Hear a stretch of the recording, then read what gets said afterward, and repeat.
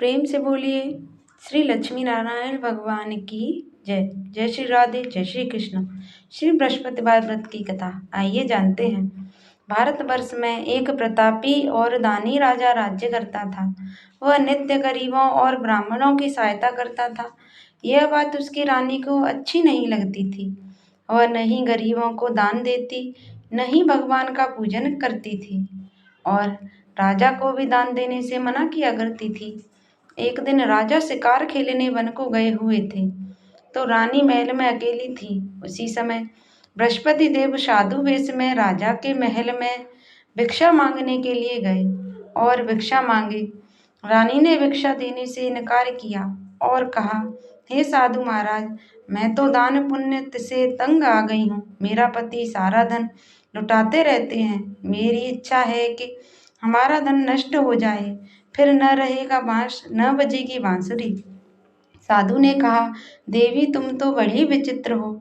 धन संतान तो सभी चाहते हैं, पुत्र और लक्ष्मी तो पापी के घर भी होने चाहिए। यदि तुम्हारे पास अधिक धन है तो भूखों को भोजन दो, प्यासों के लिए प्याऊ बनवाओ, मुसाफिरों के लिए धर्मशालाएं खुलवाओ। जो निर्धन अपनी कुंवारी कन्याओं का विवाह नहीं कर सकते, उनका विवाह करा दो। ऐसे और कई काम हैं जिनके करने से तुम्हारा यश लोक परलोक में फैलेगा। परंतु रानी पर उस उपदेश का कोई प्रभाव न पड़ा। वह बोली, महाराज आप मुझे कुछ न समझाएं। मैं ऐसा धन नहीं चाहती जो हर जगह बांटती फिरूं।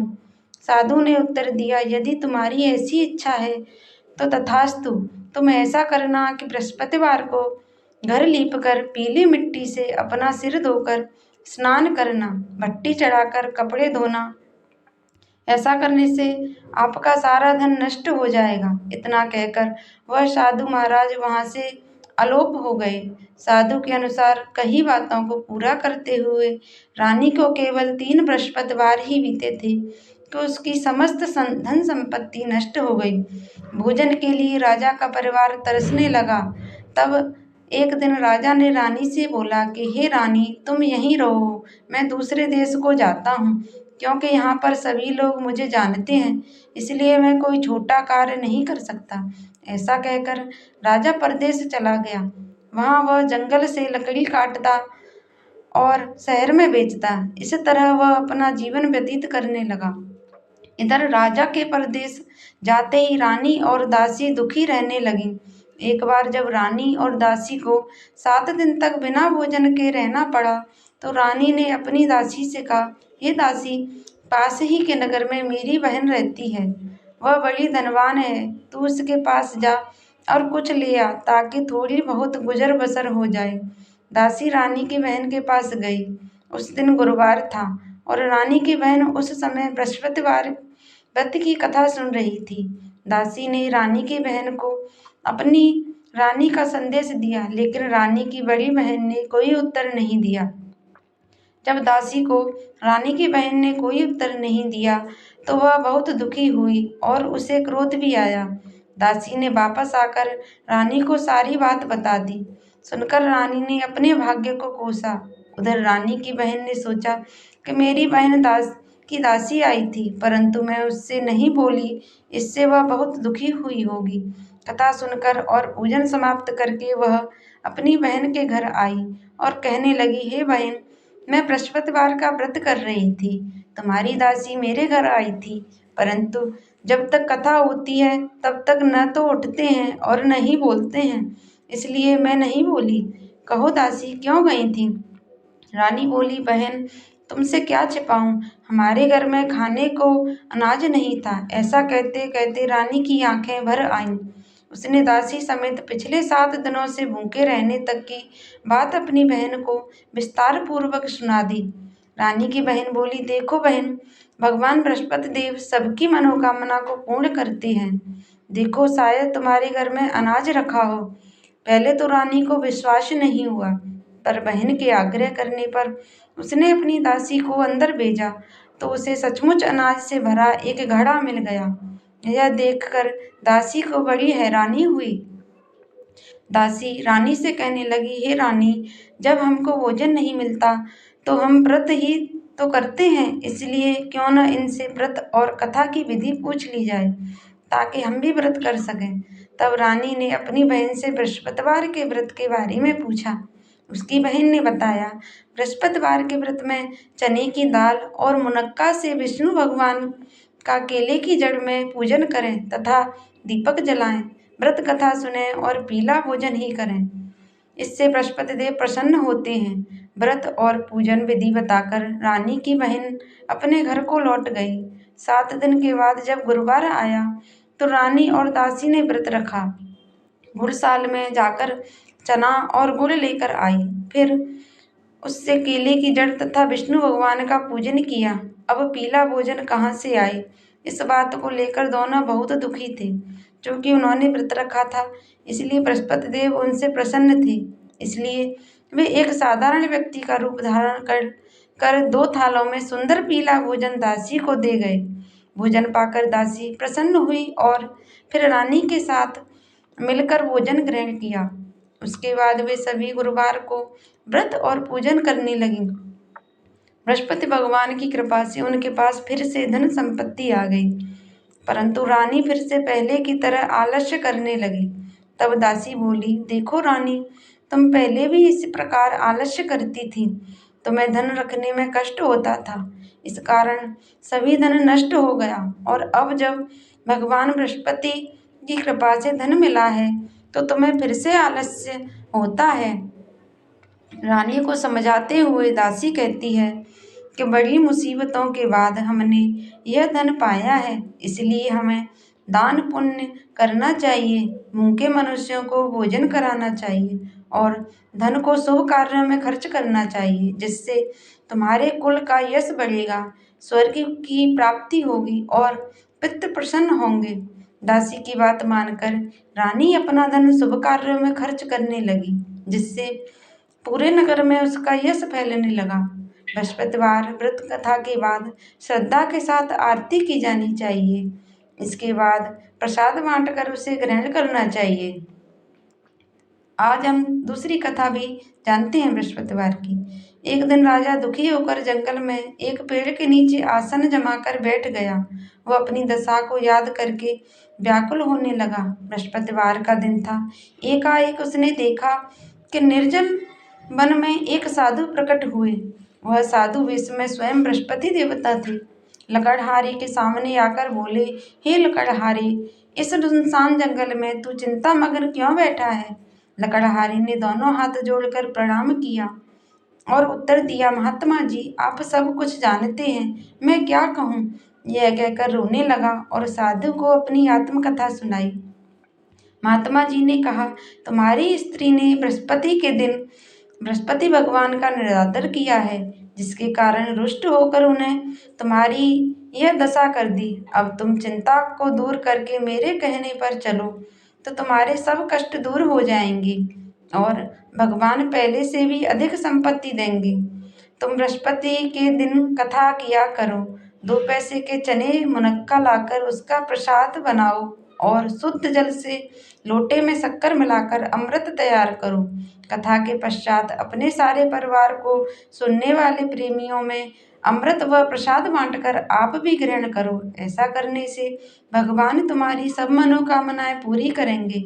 साधु के ऐसे वचन सुनकर लकड़हारा बोला, हे प्रभु, मुझे लकड़ी बेचकर इतना पैसा नहीं मिलता जिससे भोजन के उपरांत कुछ बचा सकूं। मैंने रात्रि में अपनी स्त्री को व्याकुल देखा है। मेरे पास कुछ भी नहीं जिससे मैं उसकी खबर मंगा सकूं। साधु ने कहा, हे लकड़हारे, तुम किसी बात की चिंता मत करो। बृहस्पति के दिन तुम रोजाना की तरह लकड़ियां लेकर शहर को जाओ। तुमको रोज से दोगुना धन प्राप्त होगा, जिससे तुम भली भांति भोजन कर लोगे तथा बृहस्पति देव की पूजा का सामान भी आ जाएगा। इतना कहकर साधु अंतर ध्यान हो गए। धीरे धीरे समय व्यतीत होने पर फिर वह बृहस्पतिवार का दिन आया।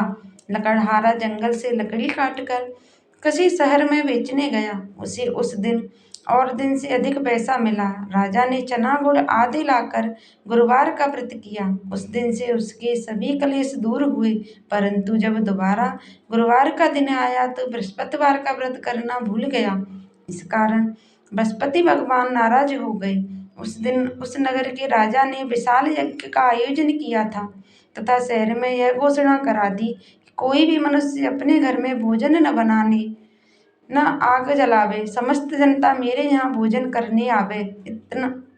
इस आज्ञा को जो न मानेगा उसे फांसी की सजा दी जाएगी। इस तरह की घोषणा संपूर्ण नगर में करवा दी गई। राजा की आज्ञा अनुसार शहर के सभी लोग भोजन करने गए, लेकिन लकड़हारा कुछ देर से पहुंचा, इसलिए राजा उसको अपने साथ घर लिवा ले गए और ले जाकर भोजन करा रहे थे तो रानी की दृष्टि उस खूंटी पर पड़ी जिस पर उसका हार लटका हुआ था। वह वहां पर दिखाई नहीं दिया। रानी ने निश्चय किया कि मेरा हार इस मनुष्य ने चुरा लिया है। उसी समय सिपाहियों को बुलाकर उसको कारागार में डलवा दिया। जब लकड़हारा कारागार में पड़ गया और बहुत दुखी होकर विचार करने लगा कि न जाने कौन से पूर्व जन्म के कर्म से मुझे यह दुख प्राप्त हुआ है, और उसी साधु को याद करने लगा जो कि जंगल में मिला था। उसी समय तत्काल बृहस्पति देव साधु के रूप में प्रकट हुए और उसकी दशा को देखकर कहने लगे, अरे मूर्ख, तूने बृहस्पति देव की कथा नहीं करी, इस कारण तुझे दुख प्राप्त हुआ है। अब चिंता मत कर, बृहस्पतिवार के दिन कारागार के दरवाजे पर 4 पैसे पड़े मिलेंगे, उनसे तू बृहस्पति देव की पूजा करना, तेरे सभी कष्ट दूर हो जाएंगे। बृहस्पति के दिन उसे 4 पैसे मिले। लकड़हारे ने कथा कही। उसी रात्रि को बृहस्पति देव ने उस नगर के राजा को स्वप्न में कहा, हे राजा, तुमने जिस आदमी को कारागार में बंद कर दिया है वह निर्दोष है, वह राजा उसे छोड़ देना। रानी का हार उसी खूंटी पर लटका है। अगर तू ऐसा नहीं करेगा तो मैं तेरे राज्य को नष्ट कर दूंगा।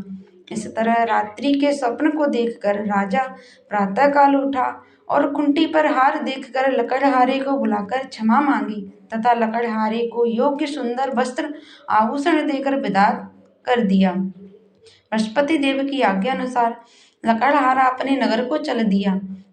राजा जब अपने नगर के निकट पहुंचा तो उसे बड़ा आश्चर्य हुआ।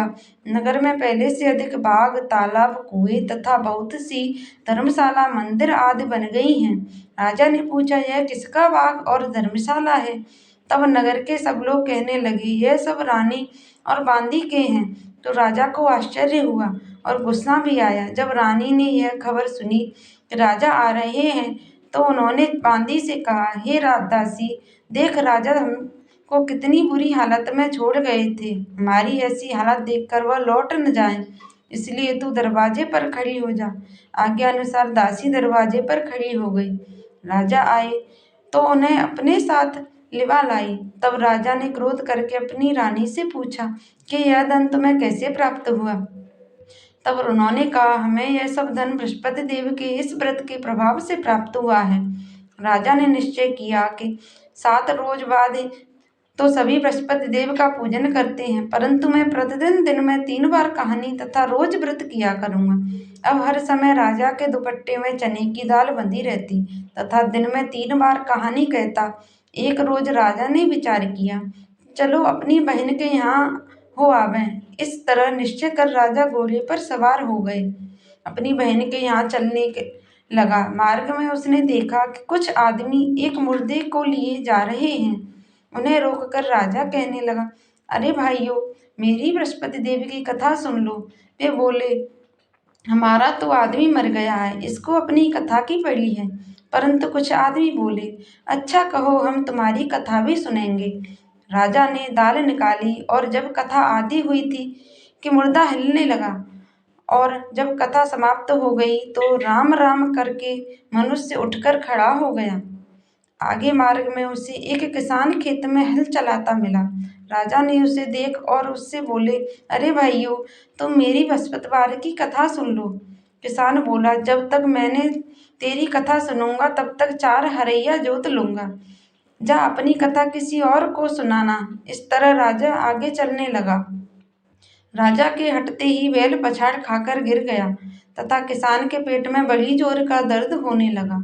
उस समय उसकी माँ रोटी लेकर आई। उसने जब यह देखा तो अपने पुत्र से सब हाल पूछा और बेटे ने सभी हाल कह दिया। तो बुढ़िया दौड़ी दौड़ी उस घुड़सवार के पास गई और उससे बोली कि मैं तेरी कथा सुनूंगी। तू अपनी कथा मेरे खेत पर चलकर ही कहना। राजा ने बुढ़िया के खेत पर जाकर कथा कही, जिसके सुनते ही वह बैल उठ खड़ हुआ तथा किसान के पेट का दर्द भी बंद हो गया। राजा अपनी बहन के घर पहुंचा। बहन ने भाई की खूब मेहमानी की।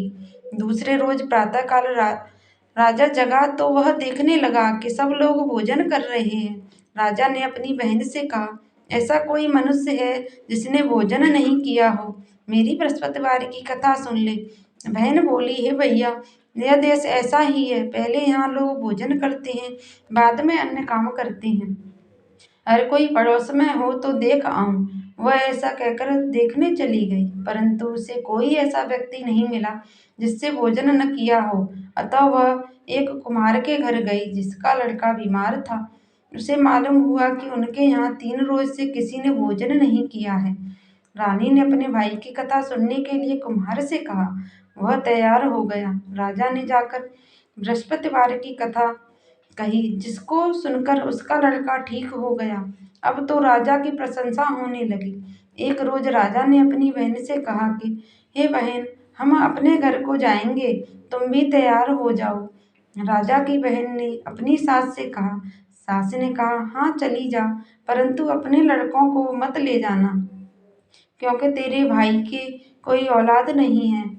बहन ने अपने भैया से कहा, हे भैया, मैं तो चलूंगी, पर कोई बालक नहीं जाएगा। राजा बोला, जब कोई बालक नहीं चलेगा तब तुम ही क्या करोगी? बड़े दुखी मन से राजा अपने नगर को लौट आया। राजा ने अपनी रानी से कहा, हम निर्वंशी हैं, हमारा मुंह देखने का धर्म नहीं है और कुछ भोजन आदि नहीं किया। रानी बोली, हे प्रभु, बृहस्पति देव ने हमें सब कुछ दिया है, वह हमें औलाद अवश्य देंगे। उसी रात को बृहस्पति देव ने राजा के स्वप्न में कहा, हे राजा, उठ, सभी सोच त्याग दे, तेरी रानी गर्भ से है। राजा की यह बात सुनकर बड़ी खुशी हुई। 9वें महीने में उसके गर्भ से एक सुंदर पुत्र पैदा हुआ।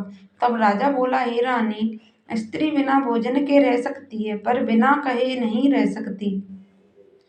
जब मेरी बहन आवे तुम उससे कुछ कहना मत। रानी ने सुनकर हाँ कर दिया।